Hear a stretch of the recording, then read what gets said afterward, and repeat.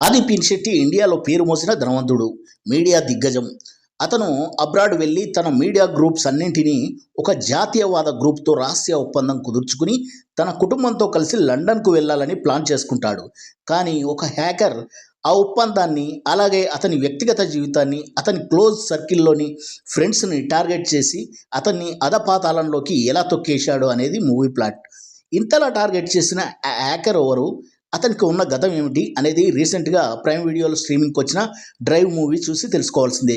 Movie చూశాక నాకైతే బిగినింగ్లో చాలా ఇంట్రెస్టింగ్గా అనిపించినా ఎప్పుడైతే రివెంజ్ టర్న్ తీసుకుందో అప్పటి నుండి రొటీన్ రివెంజ్ లాగా అనిపించింది.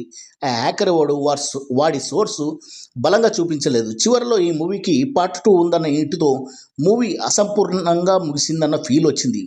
మూవీ మొత్తం డ్రైవింగ్, ఆ హ్యాకర్తో కన్వర్జేషన్తో నడవడం, ఫ్లాట్ నరేషన్, ట్విస్టులు లేకపోవడంతో పేలవంగా తయారైంది. ఆది పినిశెట్టికి జంటగా నటించిన మడోనా సెబాస్టియన్ పాత్ర 2-3 సీన్లకే పరిమితం.